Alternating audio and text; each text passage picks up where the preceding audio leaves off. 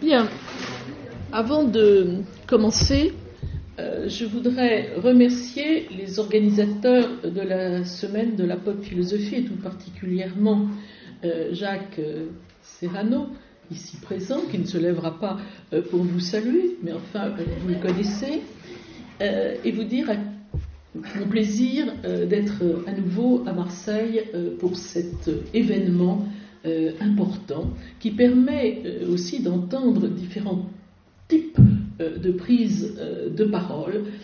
Et je vous prie par avance d'excuser peut-être le sentiment de déception que vous éprouverez, car ce n'est pas tout à fait en philosophe que je parlerai ce soir, quoique j'ai décidé plutôt de vous raconter quelques histoires qui devraient vous amener à réfléchir, philosophiquement parlant. Alors je sais que mon titre n'était pas très explicite, c'est un euphémisme.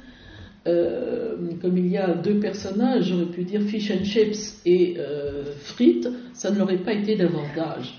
Mais vous allez le comprendre, en fait, la frite est un syndrome dont Roland Barthes a fait état dans un de ses articles. Alors, comme je vais vous raconter des histoires, il faut d'abord que je brosse le décor. Alors, premier décor, les premières scènes. La scène se passe dans un intérieur londonien à la fin du siècle dernier.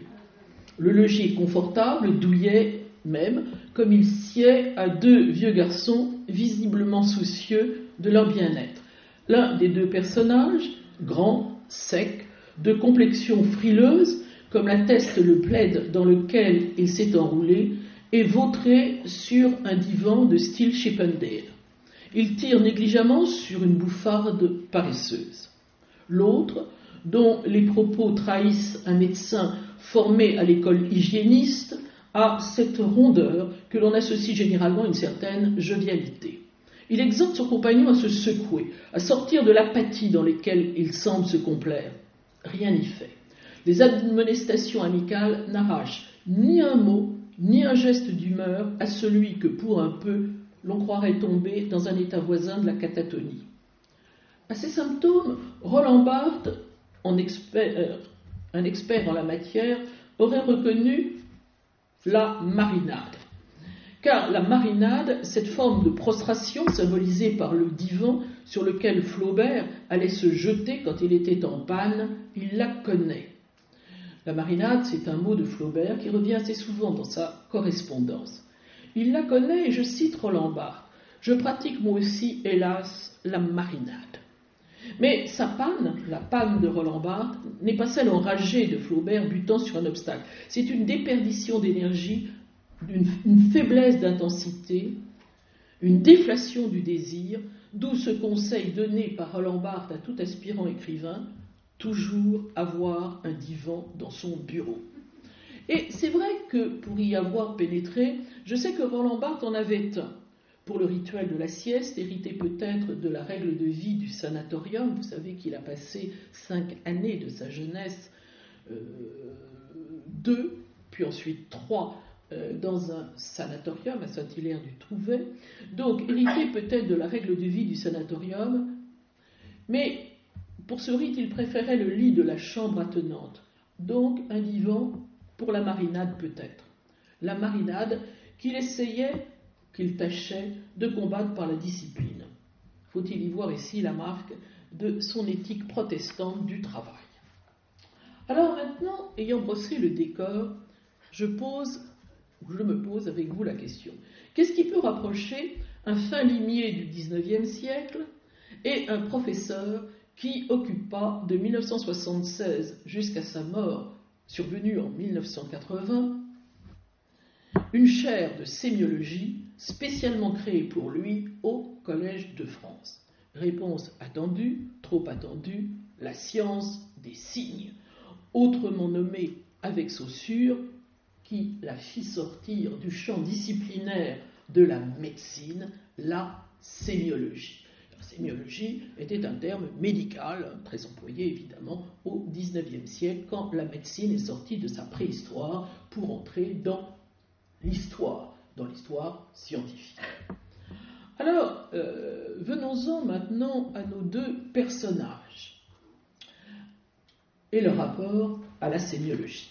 Avec Sherlock Holmes, l'enquête se fait aventure sémiologique. Et avec Roland Barthes, la sémiologie se fait aventure de l'intellection. D'ailleurs, il parlera, et il écrira aussi, il parlera souvent, et il écrira un article qui porte ce nom, l'aventure sémiologique.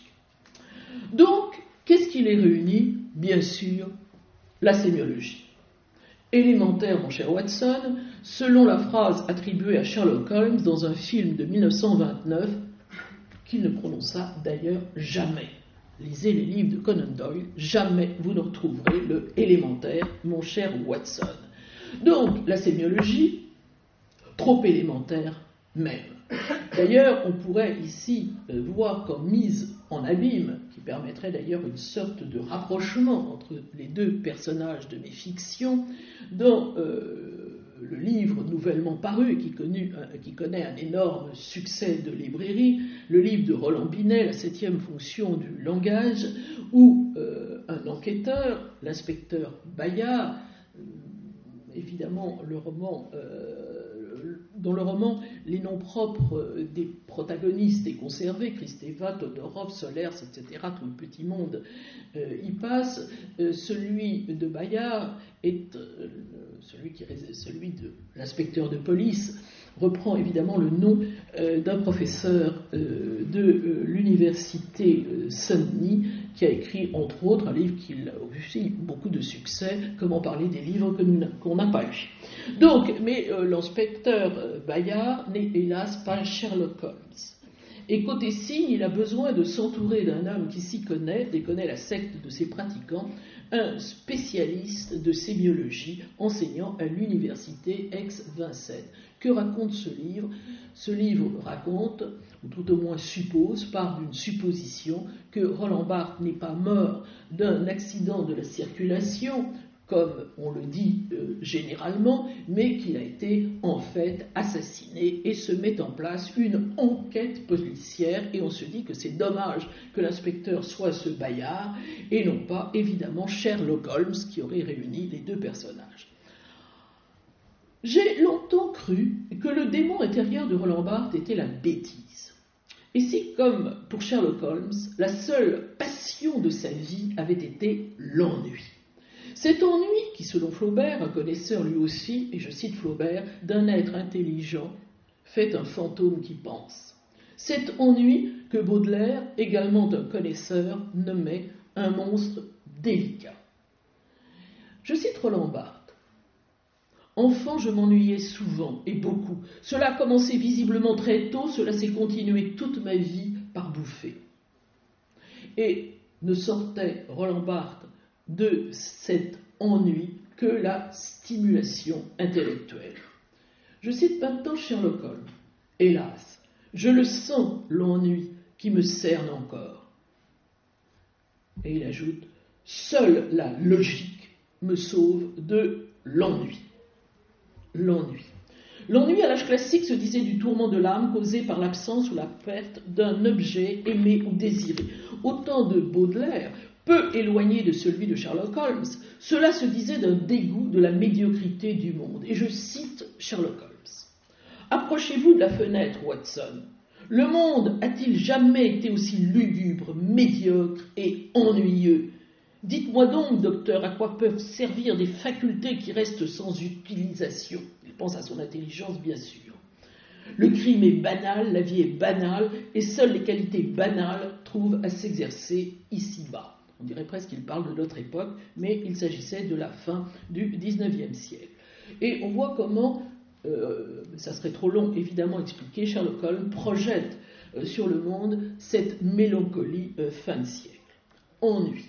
Ennui, cela se dit aujourd'hui de toute mélancolie vague. Roland Barthes et Sherlock Holmes seraient-ils donc unis par le signe ou par la mélancolie? Peut-être unis par ce remède à leur mélancolie, la sémiologie, conçue comme une activité cérébrale critique pour le premier, c'est-à-dire Roland Barthes, et comme une activité purement logique pour le deuxième, c'est-à-dire Sherlock Holmes. What is your method, Mr. Holmes? Deduction, dear Freud. Deduction. Quelle est votre méthode, monsieur Holmes? Déduction, mon cher Freud. Déduction. C'est la phrase culte du film La solution à 7%, tiré du roman du même nom, roman que l'on doit à Nicolas Meyer. Alors la solution à 7%, c'est la solution de la cocaïne que s'injecte régulièrement Sherlock Holmes. Une solution, une dilution à 7%. Et d'ailleurs, dans la solution à 7%, film formidable et roman non moins formidable, Freud et Sherlock Holmes unissent leurs forces intellectuelles pour résoudre une série d'énigmes étranges. De fait, à part un certain goût pour la cocaïne, rien de tel chez Roland Barthes, peut-être était-il trop protestant pour cela, malgré une fascination toute fantasmatique pour ce qu'il appelle H avec un H majuscule, le hashish, dans le cours sur la préparation du roman, ce que Freud et Holmes partagent, c'est un certain style de raisonnement connu depuis les travaux de l'historien Carlo Ginzburg sous le nom de la méthode Morelli. Morelli est un des médecins à l'origine, mais il est devenu expert en attribution des tableaux. C'est vrai que les faux étaient très très fréquents au XIXe siècle, à ce moment-là que l'industrie du faux s'est véritablement développée, et il s'agissait de savoir, de reconnaître un vrai Raphaël, d'un faux Raphaël, etc. Et il le lisait, non pas, il ne cherchait pas la touche du peintre, mais les détails. Il disait que les détails, c'était ce qui trahissait le lobe de l'oreille, le bout des ongles, etc. Donc, méthode Morelli. Alors, d'ailleurs, Sherlock Holmes s'en expliquera dans une nouvelle qui s'appelle La boîte en carton, où le personnage va recevoir une oreille coupée. On pourrait penser à Van Gogh, mais c'est avant, bien évidemment, et l'histoire va démarrer à partir de cette oreille et de l'examen minutieux par Sherlock Holmes de l'oreille. Alors, qu'est-ce que c'est que ce raisonnement? Ce raisonnement consiste, à partir d'observations circonstancielles, de remonter des phénomènes observés à leur cause, ce qu'on peut appeler un backward reasoning. Backward reasoning, c'est-à-dire raisonner en remontant en arrière. Par exemple, même si on n'a pas lu beaucoup de livres de Conan Doyle, on connaît les fameux mégots de cigarettes qui aident toujours Sherlock Holmes à résoudre des énigmes particulièrement complexes. Parce que, dit-il, et je le cite, des cendres peuvent constituer un indice d'une importance capitale. Si vous pouvez dire, par exemple, que tel meurtre a été commis par un homme fumant un cigare de l'Inde, cela restreint évidemment votre champ de recherche. Pour l'œil exercé, la différence est aussi vaste entre la cendre noire d'un Trichinopoly et le blanc duvet du tabac Bird's Eyes contre un chou et une pomme de terre. Et cette citation est extraite du Signe des Quatre, ouvrage de Conan Doyle, où, dans le premier chapitre, Sherlock Holmes expose à Watson sa méthode. Et on peut comparer ça véritablement à un discours sur la méthode, exactement comme il y a le discours sur la méthode de Descartes. Et voilà ce qu'il dit. Ça va être une citation longue, je vous dis, je vais vous raconter des histoires. Très bien. Il aurait mieux fallu que ce soit juste avant le coucher, mais enfin, je vais vous raconter des histoires. Mais, dit Watson à Sherlock Holmes, vous parliez il y a un instant d'observation et de déduction. Il me semble que l'un implique forcément l'autre, au moins en partie. Et on va entrer ici dans une analyse philosophique de questions de logique, et importante pour tout ce qui est de l'ordre de l'épistémologie. Bah, à peine, dit-il, en s'adossant confortablement dans son fauteuil, tandis que de sa pipe s'élevaient d'épaisses voluptés. Ainsi, toujours Sherlock Holmes qui parle, l'observation m'indique que vous vous êtes rendu à la poste Wigmore Street ce matin. Mais, l'observation, mais c'est par déduction que je sais que vous avez envoyé un télégramme. Exact, m'écriai-je. Correct sur les 2 points. Mais j'avoue ne pas voir comment vous y êtes parvenu. Je me suis décidé soudainement et je n'en ai parlé à quiconque. C'est la simplicité même, remarqua-t-il en riant doucement de ma surprise. Si absurdement simple qu'une explication paraît superflue. Pourtant, cet exemple peut servir à définir les limites de l'observation et de la déduction.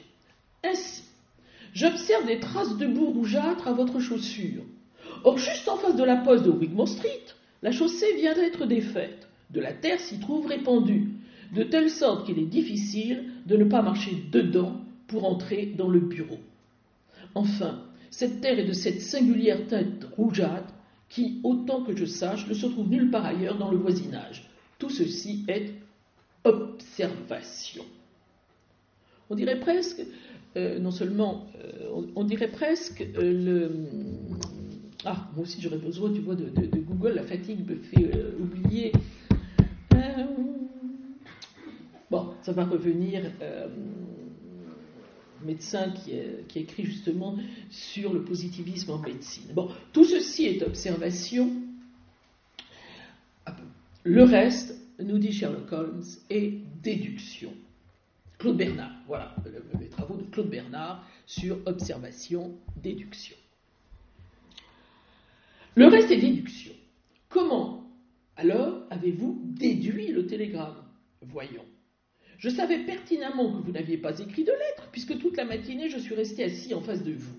Je puis voir également sur votre bureau un lot de timbres et un épais paquet de cartes postales. Pourquoi seriez-vous donc allé à la poste, sinon pour envoyer un télégramme? Éliminez, et écoutez bien ça, éliminez tous les autres mobiles, celui qui reste doit être le bon. Je reviendrai là-dessus. Celui qui reste doit être le bon. C'est le cas cette fois-ci, répondis-je après un moment de réflexion. La seule chose, je continue, j'arrêterai sur cette phrase, la citation tirée du livre de Conan Doyle, Le signe des 4, la seule chose qui méritait d'être mentionnée dans cette affaire, c'est Watson qui parle, était le curieux raisonnement analytique, remontant des effets aux causes, grâce à quoi je suis parvenu à la démêler. Et Watson demande à Sherlock Holmes, ce n'était pas simplement un exercice de devinette? Non, non, jamais je ne devine. C'est une habitude détestable qui détruit la faculté de raisonner. Charles Sanders Peirce, un contemporain de Sherlock Holmes, et surtout un grand logicien et véritable père de la sémiologie, pour le distinguer de la déduction et de l'induction, deux modes de raisonnement extrêmement connus dans la logique, a donné à ce type de raisonnement, le backward reasoning, a donné à ce type de raisonnement le nom d'abduction ou d'inférence hypothétique. Pourquoi hypothétique? Parce que, comme le dit très bien Sherlock Holmes, tout ceci, il dit éliminer tous les autres mobiles, celui qui reste doit être le bon. Nous sommes dans l'ordre, non pas de la vérité, comme dans un raisonnement logique de type inductif ou déductif, mais dans quelque chose qui fait intervenir une hypothèse, de l'hypothèse, d'où la notion de inférence hypothétique. Et Peirce, d'ailleurs, et c'est très intéressant, et je trouve que tous les scientifiques devraient lire ce grand logicien, Peirce a toujours insisté sur le fait que la déduction ne crée rien, puisqu'elle explicite des implications contenues dans les prémices. Vous connaissez bien, tous les hommes sont mortels, or Socrate est un homme, donc Socrate est mortel. Qu'est-ce que vous... Bon, on n'a rien créé, on n'a rien inventé. Tout ce que l'on déduit est déjà contenu dans les prémices. Donc il a toujours dit que la déduction ne crée rien, puisqu'elle explicite des implications contenues dans les prémices, et que l'induction, on peut faire le même raisonnement, ne crée rien non plus. L'inverse, mais on ne crée rien. En revanche, l'abduction remonte en arrière pour formuler une hypothèse sur ce qui a pu se passer. Et donc l'abduction a un rôle heuristique extrêmement important, et ça intéresse Peirce parce qu'il montrera que ce rôle heuristique est important dans le domaine scientifique. On ne peut pas formuler une hypothèse nouvelle sans avoir recours à un type de raisonnement de type abductif. C'est-à-dire qu'un fait résiste à ce que l'on connaît, il faut donc émettre une hypothèse, etc., etc. Donc, mais une hypothèse, une inférence hypothétique. Donc, l'abduction, en fait, ne porte que sur le possible ou l'impossible, et ne pourra aboutir à la vérité qu'après une confrontation finale avec les faits, parce qu'on ne peut pas dire que c'est le vrai, puisqu'il y a une marge, vous voyez, il y a de l'hypothèse, et ne pourra aboutir à la vérité qu'après une confrontation finale avec les faits que ce mode de raisonnement a permis de mettre en évidence. Déduction, mon cher Freud, déduction. Non. Abduction. Et c'est là où je vais vous raconter une histoire, mais que la plupart d'entre vous connaissez déjà. Voltaire, avant Sherlock Holmes, dans Zadig. Et avant Voltaire, dans Zadig, l'histoire des deux princes de Sérénépité, d'où on a tiré d'ailleurs le mot de sérénité. L'exemple de Zadig, il est un peu lent, mais je vous le remets en mémoire, et puis je trouve que l'histoire est délicieuse. Un jour, se promenant auprès d'un petit bois, c'est Zadig, vit accourir à lui un eunuque de la reine, suivi de plusieurs officiers qui paraissaient dans la plus grande inquiétude et qui couraient çà et là comme des hommes égarés qui cherchent ce qu'ils ont perdu de plus précieux. « Jeune homme, lui dit le premier eunuque, n'avez-vous point vu le chien de la reine ?» Zadig répondit modestement, « C'est une chienne, et non pas un chien. »« Vous avez raison, reprit le premier eunuque, c'est une épagnole très petite, ajouta Zadig. Elle a fait depuis peu des chiens. Elle boite du pied gauche de devant, et elle a les oreilles très longues. »« Vous l'avez donc vue ?» dit le premier eunuque, tout essoufflé. « Non, répondit Zadig, je ne l'ai jamais vue, et je n'ai jamais su si la reine avait une chienne. » Je continue l'histoire de Zadig. Précisément dans le même temps, par une bizarrerie ordinaire de la fortune, le plus beau cheval de l'écurie du roi s'était échappé des mains d'un palefrenier dans les plaines de Babylone. Le grand veneur et tous les autres officiers couraient après lui avec autant d'inquiétude que le premier eunuque après la chienne. Le grand veneur s'adressa à Zadig et lui demanda s'il n'avait point vu passer le cheval du roi. « C'est, répondit Zadig, le cheval qui galope le mieux. Il a 5 pieds de haut, le sabot fort petit, il porte une queue de 3 pieds et demi de long, les bossettes de son mors sont d'or à 23 carats, ses fers sont d'argent à 11 deniers. »« Quel chemin a-t-il pris ? Où est-il ? demanda le grand veneur. »« Je ne l'ai point vu, répondit Zadig, et je n'en ai jamais entendu parler. » Le grand veneur et le premier eunuque ne dirent pas que Zadig n'eût volé le cheval du roi et la chienne de la reine. Ils le firent conduire devant l'assemblée, on le juge, il est condamné à une amende. Et c'est à ce moment-là que Zadig est obligé d'expliquer la méthode par laquelle il est arrivé à savoir ce qu'il savait par abduction. « Je n'ai jamais vu la chienne respectable de la reine, ni le cheval sacré du roi des rois. Voici ce qui m'est arrivé. Je me promenais vers le petit bois où j'ai rencontré depuis le vénérable eunuque et le très illustre grand veneur. J'ai vu sur le sable les traces d'un animal, et j'ai jugé aisément que c'était celle d'un petit chien. Des sillons légers et longs imprimés sur de petites éminences de sable, entre les traces des petites pattes, m'ont fait connaître que c'était une chienne dont les mamelles étaient pendantes et qu'ainsi elle avait fait des petits il y a peu de jours. D'autres traces, en un sens différent, qui paraissaient toujours avoir rasé la surface du sable, à côté des pattes de devant, m'ont appris qu'elle avait les oreilles très longues, et comme j'ai remarqué que le sable était toujours moins creusé par une patte que par les 3 autres, j'ai compris que la chienne de notre auguste reine était un peu boiteuse, si je l'ose dire. Bon, j'abrège, pas vous raconter, pour le cheval, c'est la même chose. Pas de mystère, donc. Le raisonnement, et nous y voilà, le raisonnement par abduction, au cœur de la logique, suppose quoi ? Suppose que le signe dit ce qui s'est passé. Mais pas seulement.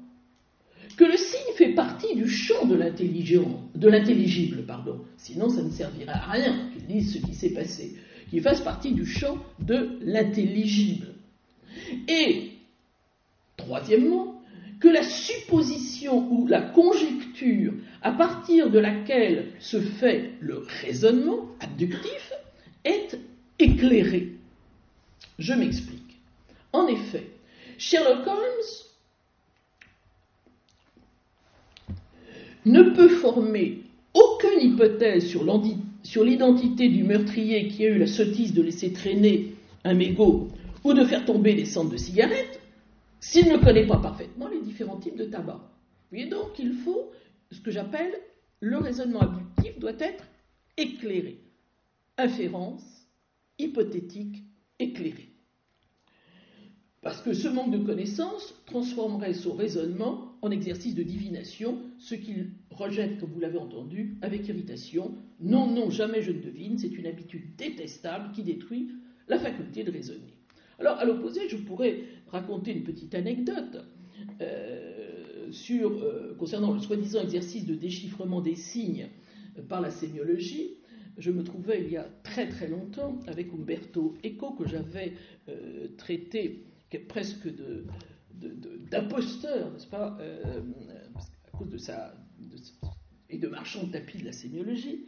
Je me trouvais à la frontière mexicaine, nous enseignions tous les deux en Californie, je me trouvais dans la petite ville, qui est maintenant une très très grande ville et dangereuse, de la frontière du Mexique, qui s'appelle Tijuana. Et nous avions l'habitude d'aller, le samedi soir, dîner, et ensuite d'aller voir jouer deux équipes mexicaines qui s'affrontaient.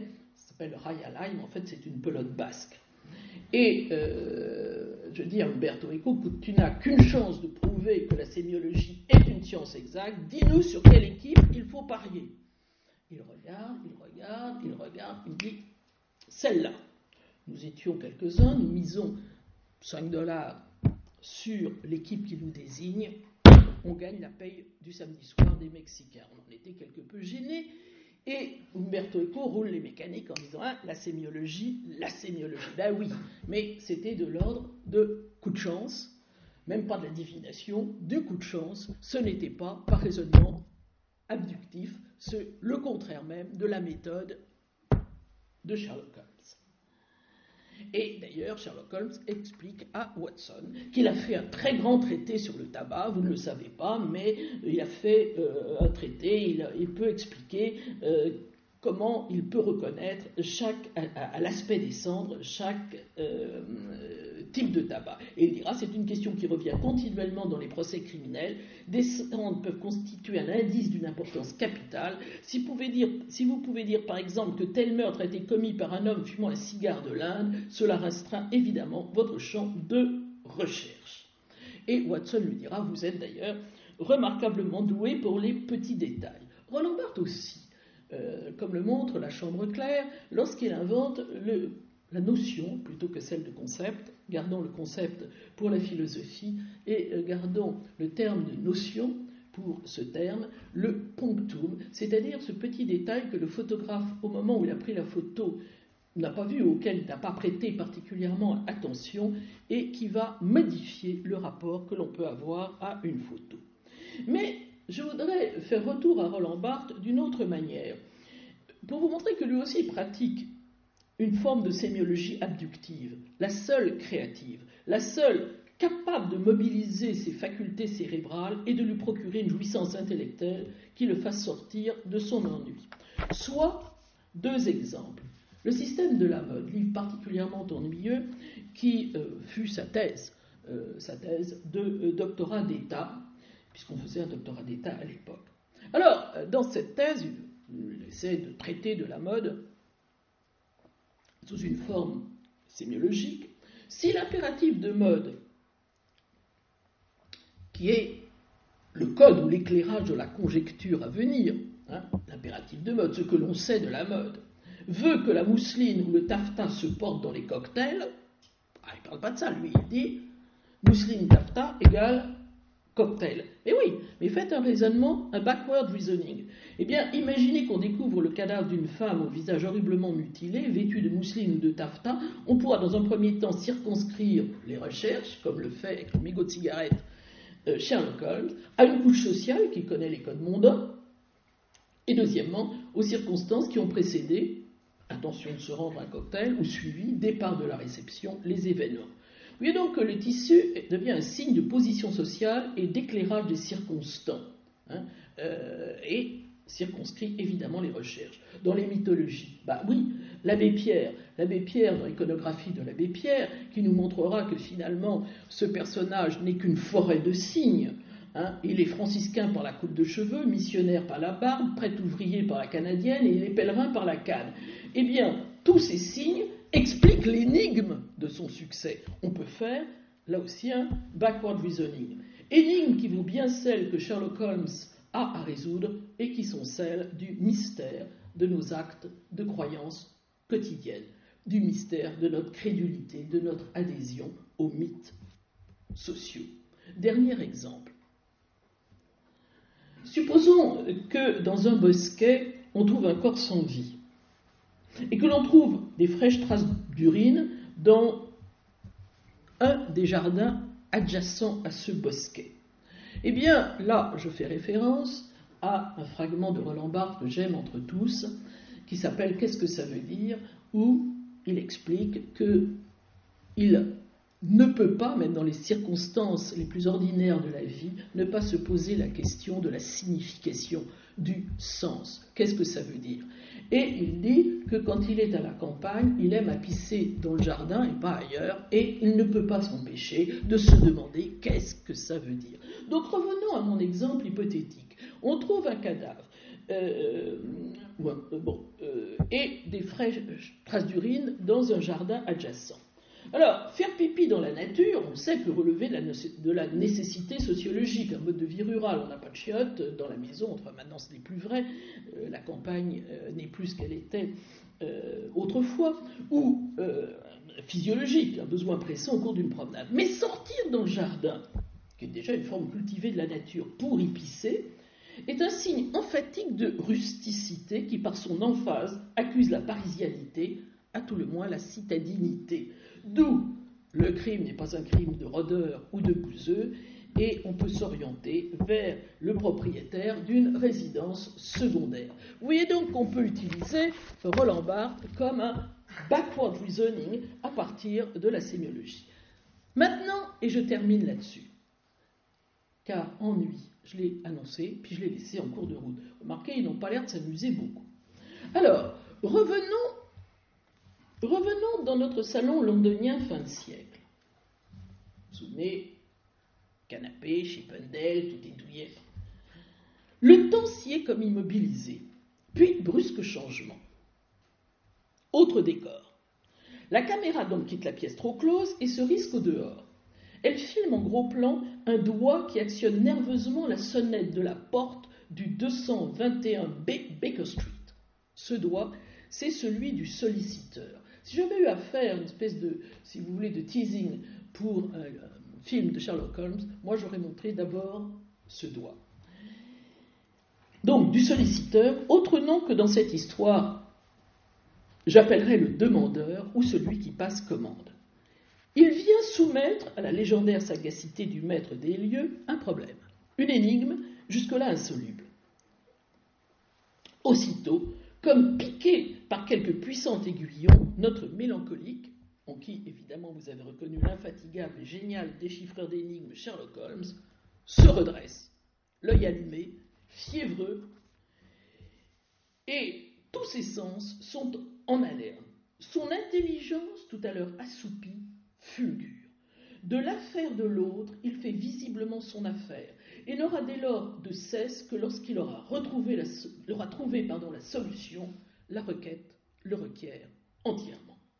Durant les quelques jours, généralement 2 ou 3, parce qu'il ne pourrait pas tenir à ce rythme, même en se bourrant de cocaïne, durant les quelques jours que durera l'enquête, il ne prendra, s'il le faut, aucun repos, faisant montre d'une énergie qui laissera le bon docteur Watson sur le flanc. Et je cite ce qu'en dit le docteur Watson. Dans ses accès de travail, il déployait une énergie à toute épreuve. Puis venait la réaction. Pendant de longues journées, il restait étendu sur le canapé sans rien dire.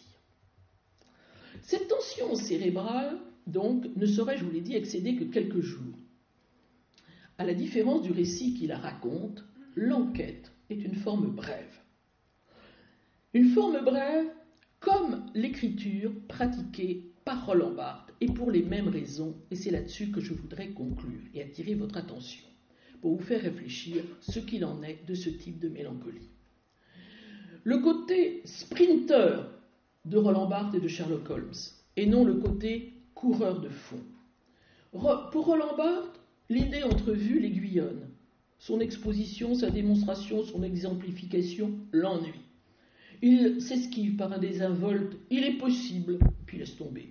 On pourrait, vous voyez, à chaque fois, il laisse l'idée à son miroitement séduisant. Est-ce qu'il a peur que l'hypothèse qu'il a formée, cette inférence hypothétique, abduction, ne tienne pas la route? Non. Ennui à l'accompagner longuement. D'où, je vous le disais, la préférence de Roland Barthes accordée à la forme brève, comme à l'enquête de Sherlock Holmes. Le fragment, l'écriture discontinue, la phrase, la rédaction des débuts. Le plaisir est dans les départs, plus que dans les arrivées, dans la fulgurance des départs, et non dans l'endurance fastidieuse que supposent les arrivées, dans les amorces de la pensée, et non dans son creusement. Mélancolique, Roland Barthes? Oui, comme Sherlock Holmes. Mais de cette forme de mélancolie particulière, qu'en empruntant à Roland Barthes le nom, mais nullement la description, et mon titre va enfin s'éclairer, la description des symptômes, j'appellerai le syndrome de la frite. Là, il me faut citer brièvement Roland Barthes. Comment s'interroge Roland Barthes, dont on connaît la souffrance à être nommé, assigné, figé dans des représentations de lui-même, comment se demande-t-il une image de moi prend-elle au point que j'en suis blessé? Et voilà, dit-il, une nouvelle métaphore. Et il va expliquer cette blessure de l'image de lui. Dans la poêle, nous arrivons à la frite, dans la poêle, l'huile est étalée, plane, lisse, insonore, à peine quelques vapeurs. Sorte de materia prima. Il ne peut pas s'empêcher d'avoir un peu de pédanterie dans ce qu'il raconte. Jetez-y un bout de pomme de terre. C'est comme un appât lancé à des bêtes qui dormaient d'un œil, guettaient. Toutes se précipitent, entourent, attaquent en bruissant. C'est un banquet vorace. La parcelle de pommes de terre est cernée. Non détruite, mais durcie, rissolée, caramélisée, cela devient un objet, une frite. Et voilà ce qu'il sent quand les autres s'emparent de son image. Il se sent devenir une frite, un objet caramélisé.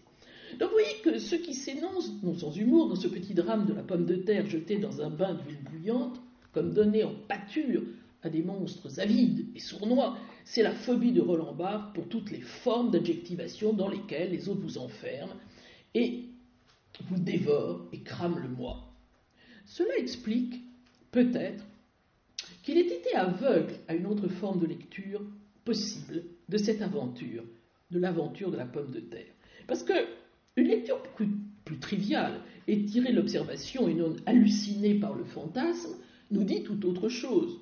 Que montre en effet l'expérience? Vous avez déjà fait des frites.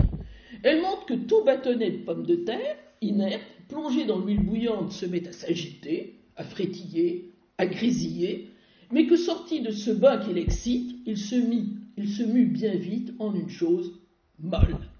L'aventure de la frite, qui passe de l'état d'apathie à celui de grande excitation pour finir dans l'avachissement, n'est pas sans présenter quelques similitudes avec le cas de Sherlock Holmes et celui de Roland Barthes. On passe de avoir la frite à couch potato. Bon. Que nous apprend, conclusion, que nous apprend sur l'ennui, au sens cette fois-ci philosophique du terme, que nous apprend le syndrome de la frite?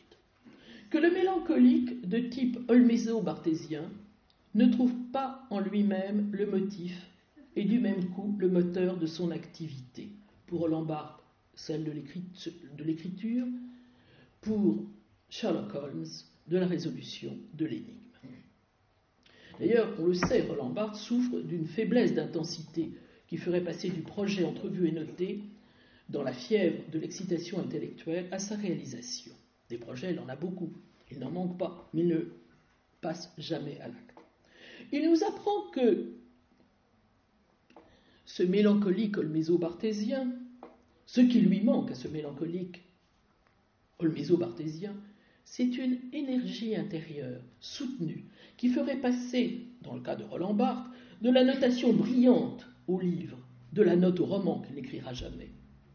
Le projet est là, mais comme idée séduisante, pas comme force projetante, pas comme poussée intérieure qui projetterait le projet loin en avant, pas comme tension qui l'accompagnerait dans ses développements, d'où les retardements, les manœuvres dilatoires, les remises à plus tard. Et il y a un fragment de Roland Barthes sur ce sujet, je passe, qui est un petit chef-d'œuvre. Cette remise à plus tard, qu'il appelle d'ailleurs la prolepse, a un nom en psychologie comportementale, c'est la procrastination. Si les laissant dans les limbes de l'idée, Roland Barthes ne mène pas à bien certains projets annoncés, c'est, dit-il, parce que ça l'ennuie. Ne serait-ce pas plutôt parce que l'ennui dont il souffre l'en empêche? Pas de nécessité intérieure, sauf celle d'écrire, qui deviendrait presque une activité intransitive, comme d'ailleurs l'activité de Sherlock Holmes, car le but n'est pas de résoudre l'énigme, le but c'est de trouver une activité logique, c'est véritablement de sortir de l'ennui par la logique. La résolution de l'enquête vient avec, mais à la limite, c'est secondaire. Donc, pas de nécessité intérieure, sauf pour Roland Barthes, celle d'écrire. Je vous dis que ça deviendrait presque une activité intransitive si, et je termine là-dessus, la commande ne venait lui donner un objet ou un complément d'objet. Vous voyez donc que, pour ce type de mélancolie, il n'y a pas d'appel du dedans fort qui tienne et maintienne un projet dans sa durée. À quoi l'attribuer? Sans doute à une absence de projection de soi, due à un manque d'image, ou plutôt d'imaginaire de soi. Le mélancolique de type olméso-barthésien ne s'imagine pas. Aussi a-t-il toujours besoin, pour être mis en mouvement, d'un appel extérieur, le doigt sur la sonnette. C'est la fonction de la commande, du solliciteur, de celui qui passe commande, etc. Cette commande, elle est d'autant plus nécessaire qu'elle vient pallier en lui, ce mélancolique, les déficiences de la nécessité.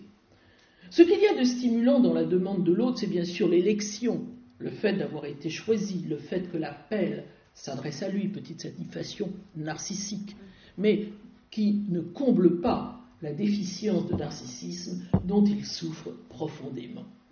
Mais c'est beaucoup plus encore, beaucoup plus que cette petite satisfaction qui ne dure pas.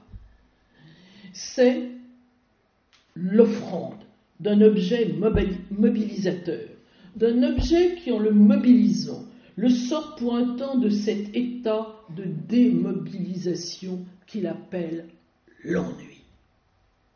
Ce sera pour l'un comme pour l'autre d'ailleurs d'exercer cette forme très particulière et exceptionnelle de l'intelligence, le backward reasoning. Passez-lui commande. Passez commande, par exemple, je ne prends pas tous les livres de Conan Doyle, je reviendrai à Roland Barthes. Passez-lui commande à lui, et je pense à La Chambre claire, à lui qui de la photographie, car La Chambre claire est une commande, Roland Barthes n'a jamais écrit une ligne, même pas le premier article de 1942, qui n'ait été une commande. Jamais, jamais, jamais. D'ailleurs, il le dit, et quand il fait une espèce de parodie de ce qu'il appelle les petits biographèmes, c'est-à-dire des unités de vie, il dit Roland Barthes n'écrit que sur commande. Donc, passez-lui commande d'un ouvrage, d'ailleurs ça devait être sur le cinéma. La Chambre claire est publiée par les Cahiers du cinéma, Le Seuil et Gallimard. Il va faire un ouvrage sur la photographie. Il détourne toujours, et on verra pourquoi en conclusion. Mais passez-lui donc commande à lui qui de la photographie ne connaît quasiment, et j'exagère à peine, car dans son entourage il y avait Daniel Boudinet et Hervé Guibert, mais il ne connaît presque rien. Il ne connaît que les photos qui ont paru dans les 8 numéros du Nouvel Observateur spécial photo, et pour lesquels il a écrit quelques légendes, et il va partir seul et sans bagage dans une aventure ontologique des plus originales. D'ailleurs, toutes les photos de la Chambre claire sont dans les 8 exemplaires du Nouvel Observateur spécial photo. Passez-lui par jeu et par boutade, comme le fit Denis Roche, directeur de la collection Les écrivains par eux-mêmes, D'un Roland Barthes, passez lui donc commande, d'un Roland Barthes par Roland Barthes, il en résultera l'une des plus justes, au sens de qui rend justice, autobiographie intellectuelle, vertu du fragment, qui laisse à leur lumière les scintillements et les flashs de la pensée en action. Demandez-lui d'écrire sur un artiste contemporain, à lui qui ne connaît rien à l'art contemporain, c'est vraiment pas son fort, qui s'appelle Cy Twombly, et dont il ne sait rien avant cette demande, et vous aurez le texte le plus juste sur cet artiste difficile. Jetez-lui un os intellectuel à ronger, et sortant momentanément de son ennui, il bande son intelligence comme le fait Sherlock Holmes lorsqu'on lui soumet une énigme à résoudre. Voilà ce que dit Sherlock Holmes. Donnez-moi des problèmes, du travail. Donnez-moi le cryptogramme le plus abstrait ou l'analyse la plus complexe et me voilà dans l'atmosphère qui me convient. Roland Barthes. Montrez-moi quoi désirer. C'est ainsi que nous fonctionnons tous. Tous, je n'en sais rien. Au lieu de dire « montrez-moi quoi désirer », le mélancolique de type olméso-barthésien devrait plutôt dire « proposez quelque chose à mon désir qui n'est que désir d'intellection ». Sherlock Holmes, je serais enchanté de me pencher sur un problème que vous me soumettriez. Dernier mot. Il ne faut pas se laisser abuser par le premier réflexe du mélancolique de type olméso-barthésien, qui ébauche un geste de refus pour chasser l'importun qui vient sonner à sa porte. S'il ouvre, croit-il, en toute bonne mauvaise foi, c'est parce qu'il ne sait pas dire non. Et il s'en voudrait presque. Mais la vérité est qu'il ouvre parce qu'il a besoin de ce bain d'huile bouillante, comme pour la frite, dans lequel va le plonger la demande de l'autre. Il a besoin de s'y sentir frétiller. Et l'un des noms de l'homme de la mélancolie ou de l'ennui de type olméso-barthésien est « je suis celui qui répond ». Je suis celui qui répond à la demande.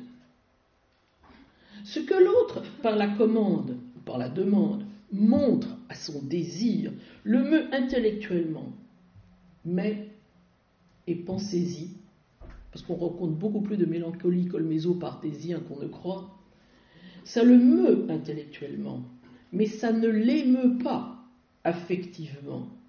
D'où cette sourde inquiétude qui replonge aussitôt le mélancolique olméso-barthésien dans la mélancolie, je dirais même qu'il la renforce, d'où cette sourde inquiétude d'être constamment dans l'imposture.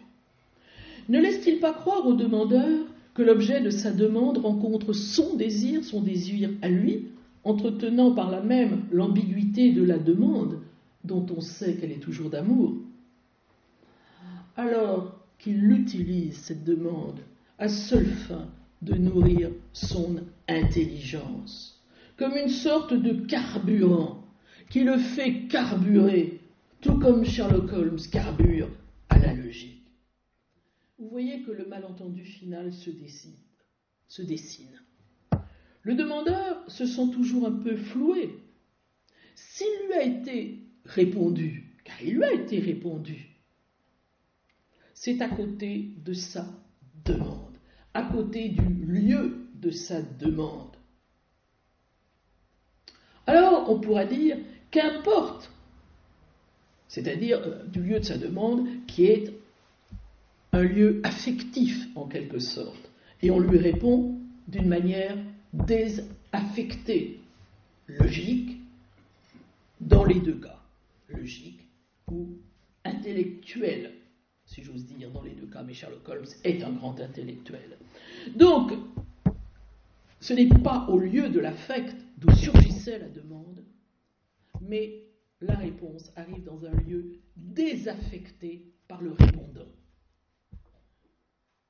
Donc, qu'importe, c'est vrai que c'est à côté, pour nous, lecteurs des aventures de Sherlock Holmes, ou lecteurs des œuvres complètes de Roland Barthes, transforme la platitude de la demande, parce que celui qui vient voir Sherlock Holmes pour qu'il résolve une énigme, ou celui qui passe commande à Roland Barthes d'un ouvrage, quel qu'il soit. C'est une demande plate qu'on leur fait.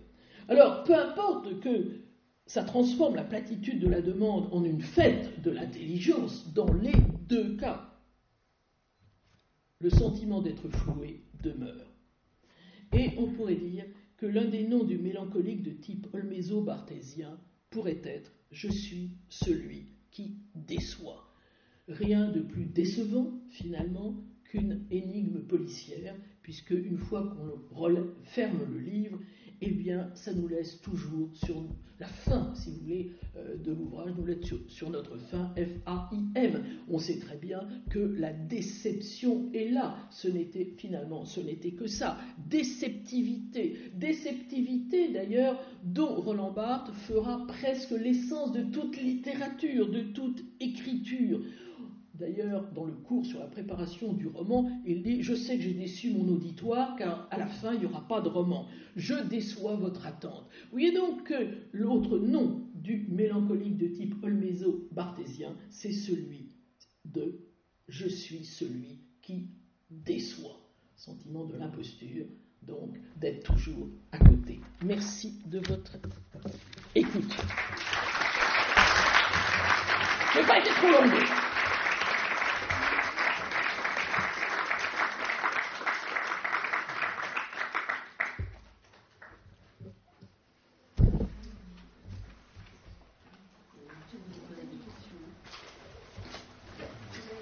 Oui, bien sûr, je sais pas, on a quelques minutes. Non, c'est à Jacques qu'il faut demander. Il n'y a pas de micro, donc parlez bien fort. Monsieur, il n'y a pas de micro. Je vais essayer de vous entendre. Bonjour, René Mazari.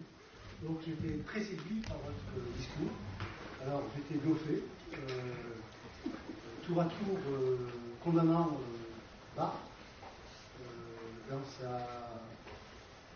dans son induction, pas l'abduction, condamnant Sherlock Holmes dans l'éduction. En fait, je suis pas poète, ni pas de la littérature, je suis scientifique, je suis ingénieur de formation. Et donc j'étais formé à questionner, en fait, la nature. C'est-à-dire que c'est créer des outils pour qu'on puisse converser, pour qu'on puisse, en termes de sémiologie, par exemple, eh bien, pouvoir collecter des signes.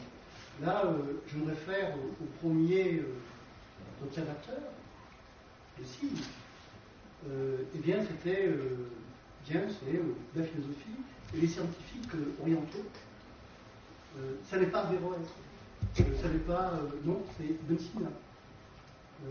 C'est Husserl, enfin, dans son nom latinisé, qui va combattre l'astrologie, mais pour avoir, pour collecter, pour interroger, ne pas condamner, ne pas, satisfaire une demande, non, mais avoir des outils, concevoir des types de mesures, c'est le rapport A, la relation A, et interroger. Donc là, c'est une question. C'est comment se fait-il qu'on a rompu avec ça, alors qu'en fait, cette chose-là existe depuis le 8e siècle. Il s'appelle algorithme, et c'est le premier algorithme de démonstration qui raconte une histoire et qui fonde l'algèbre. Voilà. Bien, je remercie de votre question. D'ailleurs, l'histoire qui ressemble tout à fait à celle racontée par Voltaire dans Zadig ressemble étonnamment à un vieux conte oriental qui précède évidemment de plusieurs siècles, ce que on peut lire dans Zadig, l'histoire des princes de Sérénampi, qui vont aussi se livrer à un type de raisonnement par abduction. Maintenant, j'en viens à ce que vous disiez à propos de la philosophie. On dira que le premier, au fond, l'origine même de la philosophie, la première qualité de tout philosophe, c'est l'étonnement. Commencer par s'étonner. Si on commence par prendre les choses pour données, pour évidentes, etc., on ne sera jamais un philosophe. D'où ce que dit Roland Barthes, qu'est-ce que ça veut dire ? Toujours mettre en facteur commun, devant tout signe, tout geste, tout comportement, etc., en facteur commun. Qu'est-ce que ça veut dire ? Qu'est-ce que ça veut dire ? Qu'est-ce que ça veut dire qui est la question du sens, mais non pas la question de la signification. Il ne demande pas pourquoi. Pourquoi ? Mais qu'est-ce que ça veut dire ? C'est-à-dire la question de l'intelligibilité, et non pas la question de la fonctionnalité ou de la raison causale, etc. Bon, donc la philosophie part de ça. Maintenant, ce que vous dites est très juste. On n'a pas attendu la sémiologie pour savoir que les signes parlent.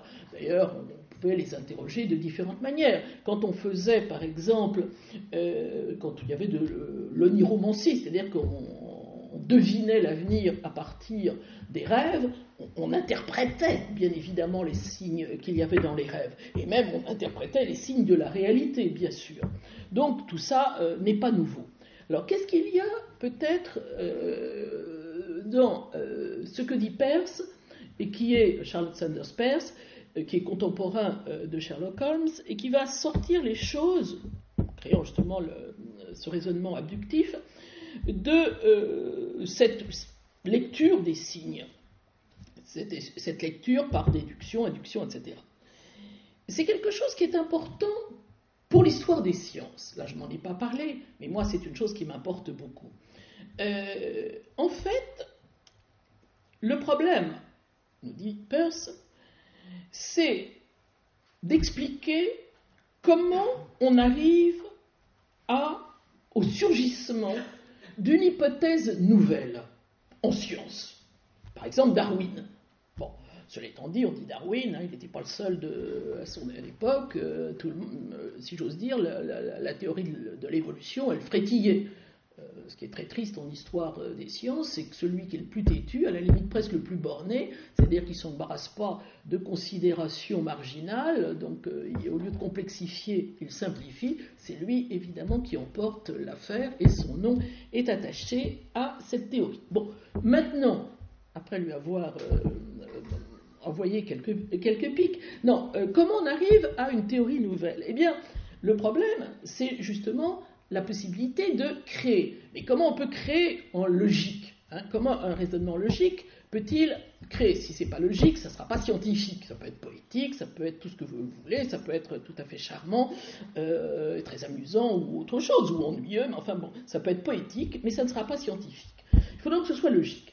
Or, ce que nous dit Peirce, et il a tout à fait raison, c'est que si on s'en tient simplement à deux types de raisonnement logique dont nous parle Aristote, déduction, induction, on est toujours dans le même.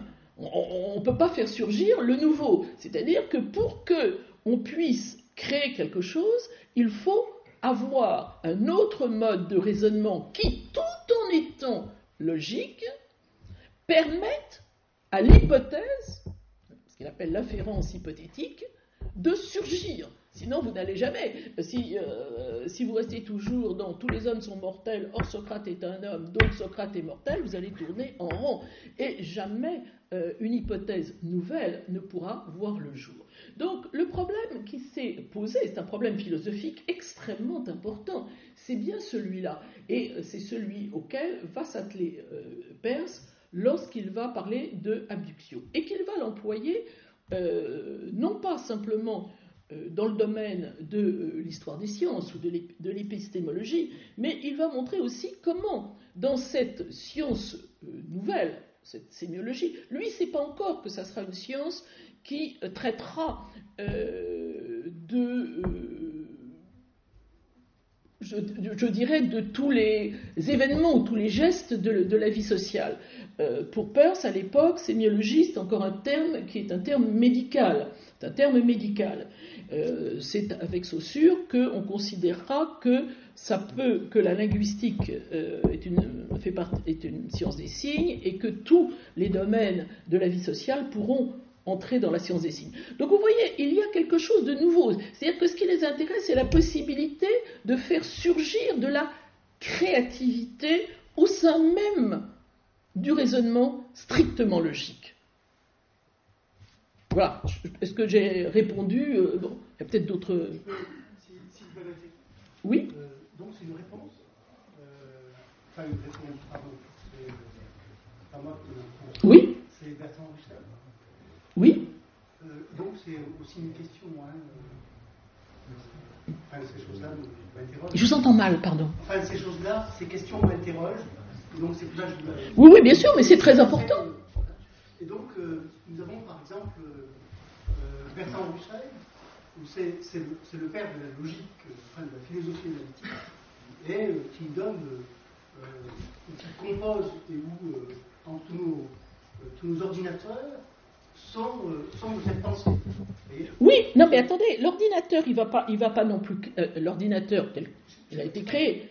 Attendez, je voudrais vous répondre sur le point, parce que je vois où vous voulez en venir, mais il y a quelque chose qui est dans le malentendu. Pardon. L'autre, il va créer que ce qu'on lui a mis dans son logiciel. Pardon. Ben oui, c'est important. Donc, dans ma question, c'est un problème relationnel. Mm-hmm. Par exemple, je donne un exemple, mais comment dire, qui m'interroge, mais on peut parfaitement retrouver ces questionnements sur Bertrand Russell et sur la relation et tous ces formes de logique, parce que c'est comme ça qu'on fonde nos ordinateurs, nos trucs, qu'on arrive à faire de la création. C'est dans la vie quotidienne. C'est un exemple, c'est Georges est amoureux de Bernadette. Lui, dans sa philosophie analytique et dans ses concepts analytiques, c'est que de la logique, pardon. Mais il va donner un autre concept. C'est Georges aime Bernadette. Ça veut dire qu'il y a l'inclusion dans la relation qui est véritablement importante. Et on ne fait pas de induction, abduction, déduction. Non, c'est vraiment, c'est autre chose. Non, mais vous avez raison et tort. Non, pardon. C'est une question. Je ne cherche pas ni la vérité. Il n'y a pas de vérité en la matière. En philosophie, heureusement, il n'y a pas de vérité. Il n'y a pas de vérité, heureusement. Mais le problème, là, vous touchez à quelque chose d'autre, qui est déjà... qui commence avec Wittgenstein, c'est effectivement philosophie analytique, la question de la clarification logique de tous les termes que l'on emploie, donc une espèce de philosophie du langage. Mais là, ce dont on parlait est tout à fait autre chose. Dans ce que dit Peirce, qui est quand même un des très grands logiciens de la fin du 19e, contemporain de Sherlock Holmes, et ceci n'est pas un hasard, contemporain de Freud aussi. La question qu'il pose, qu'il fait entrer une dimension nouvelle dans la logique, qui est celle que j'appellerais, moi, en reprenant des termes à des sémioticiens qui n'ont pas, je dirais, la même rigueur logicienne que Peirce, mais qui quand même ont introduit dans leur type de raisonnement la logique, c'est la notion de compétence. Compétence de celui qui pratique le raisonnement logique. Je m'explique. Dans les exemples que je vous ai donnés, Sherlock Holmes dit lui-même, allez voir, c'est un ouvrage assez amusant, Le Signe des Quatre, le premier chapitre est entièrement un traité de méthode, un traité de sa méthode. Donc, il dit très bien qu'il ne pourrait rien du tout tirer d'un mégot de cigarette ou de quelques cendres s'il n'avait par ailleurs une connaissance du tabac, la manière dont il se consume, des différentes marques de cigarettes, etc. Vous voyez bien pourquoi on dit une hypothèse, une inférence hypothétique éclairée. Il faut qu'il y ait une certaine compétence. Et c'est une des premières fois où on introduit dans un domaine qui semble absolument éliminer toute forme de subjectivité ou toute forme de connaissance exogène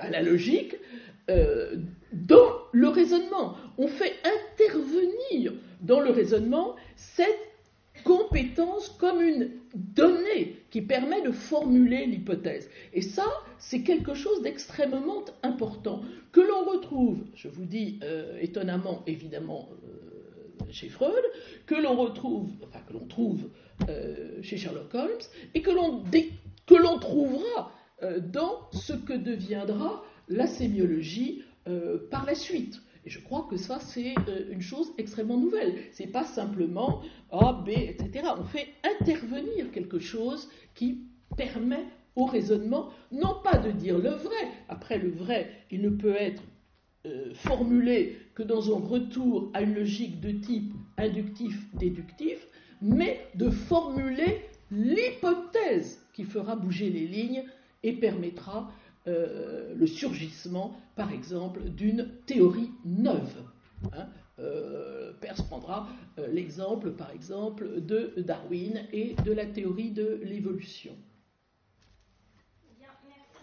Désolé, on n'a plus le temps malheureusement pour d'autres questions, mais je vous invite après à nous suivre à la Cité de la Musique pour la conférence à 20h avec Antoine Aignan. Et j'aime beaucoup leurs deux portraits.